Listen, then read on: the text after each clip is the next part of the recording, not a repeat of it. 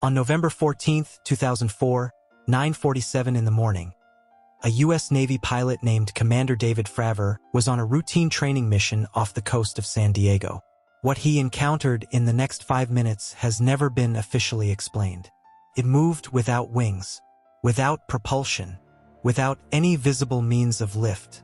It accelerated from a dead stop to beyond the speed of sound, instantly. It descended from 80,000 feet to just above sea level in seconds.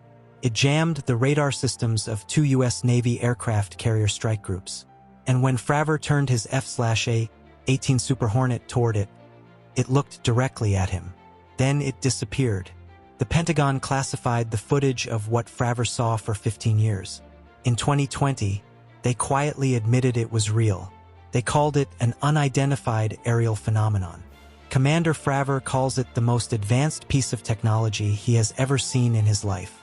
And he has been flying fighter jets for the United States Navy for 18 years. The Nimitz encounter was not the beginning of this story. It was simply the moment the story became impossible to deny. The United States government has been aware of unidentified aerial phenomena since at least 1947, when an object crashed near Roswell, New Mexico, and the U.S. Army Air Force issued a press release saying they had recovered a flying disc.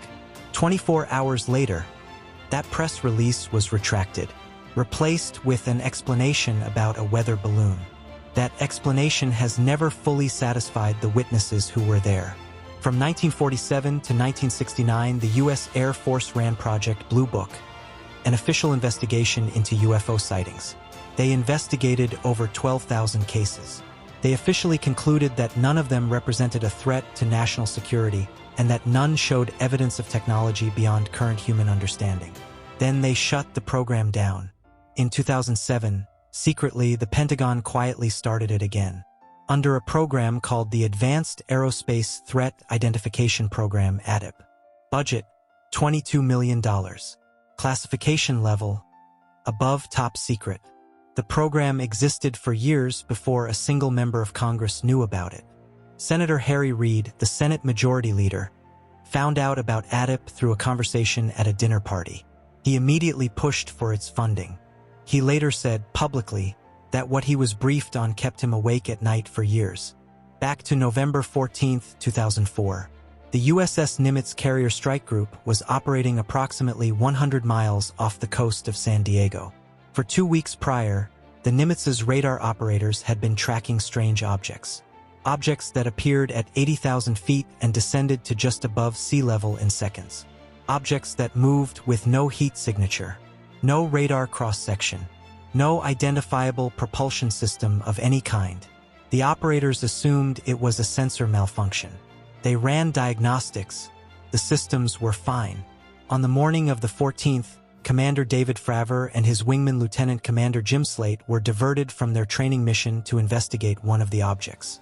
What they found was a white tic-tac-shaped object approximately 40 feet long hovering just above the ocean surface, disturbing the water directly below it. No winds, no rates, no exhaust. Just hovering. As Fravor descended to intercept, the object began to mirror his movements. When he banked left, it banked left. When he descended, it ascended. It was reacting to him. Fravor then made a hard turn to cut off its escape route. In an instant, the object shot straight up, accelerated to hypersonic speed, and vanished from visual range completely. 60 seconds later, the Nimitz Combat Air Patrol radar picked up the same object hovering at the exact pre-designated rendezvous point for the Nimitz strike group, a point that was classified. It was waiting for them. It knew where they were going. In July 2023, before the House Oversight Committee, a former U.S. intelligence officer named David Grusch said something that no government official had ever said publicly before. Under oath, in front of Congress, on camera, he said the United States government has been in possession of non-human craft for decades. Not just footage, not just radar data, actual physical craft of non-human origin. He said the government has also recovered, his words, non-human biologics from crash sites. He said he was prevented from accessing these programs when he tried to investigate them officially. He said colleagues who attempted to report what they knew were threatened, harassed, and in some cases physically harmed. Grusch is not a conspiracy theorist. He is a decorated combat veteran. He served 14 years in the Air Force and held the highest level of security clearances available. He filed official whistleblower complaints through every legal channel available to him. He passed a lie detector test. The Intelligence Community Inspector General determined his complaint was, quote, credible and urgent. The Department of Defense response was to say they found no verifiable evidence to support his claims. The same Department of Defense that classified the Nimitz footage for 15 years and denied ADIP existed until a journalist proved it did. What Grusch described is not a single secret program. According to his testimony and subsequent congressional investigations, it is a network of deeply compartmentalized legacy programs that have operated for decades outside of normal government oversight.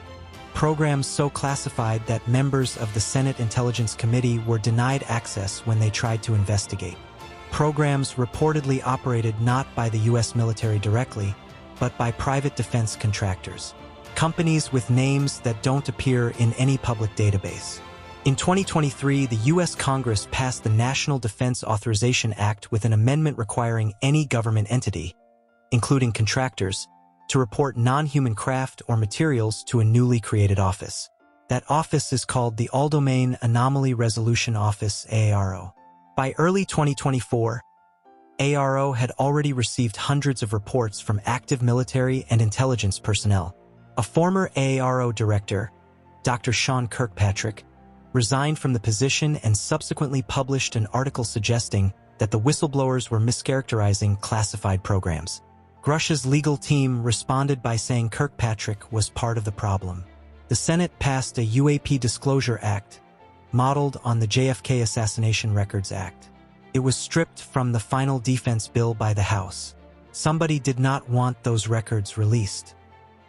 So what are they? The official government position, as of today, is that UAPs represent an unresolved national security concern. They will not say what they are.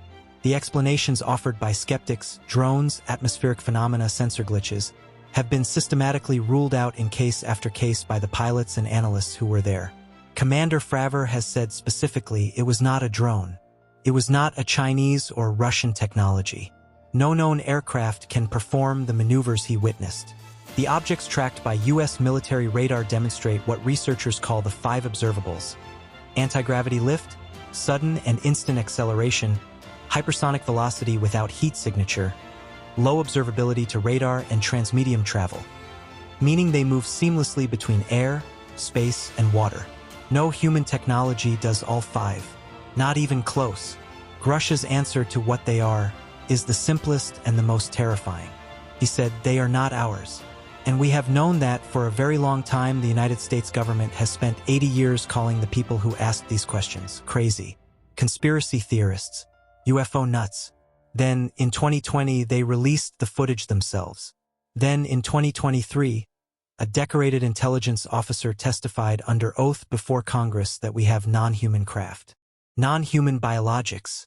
And the government's response was, we found no verifiable evidence. The same government, the same phrase, every single time. The truth doesn't disappear. It echoes. Subscribe to Truth Echoes, because we are only getting started.